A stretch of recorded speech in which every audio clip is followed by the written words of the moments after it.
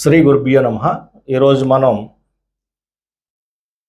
ఒక వ్యక్తికి ధనం విషయంలో అంటే సంపాదన విషయంలోనే జ్యోతిషాస్త్రం ఏం చెప్తుంది, మహర్షి ఏం చెప్తున్నాడు అనే విషయాన్ని ఇక్కడ మనం తెలుసుకుందాం.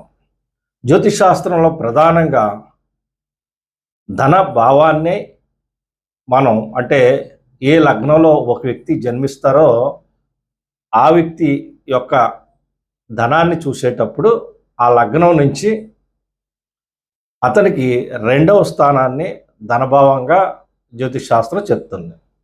అయితే ధన అధిపతితో పాటు ధన కారకుడిగా గురుగ్రహాన్ని కూడా జ్యోతిషాస్త్రం చెప్తుంది. అయితే లగ్నం నుంచి పుట్టిన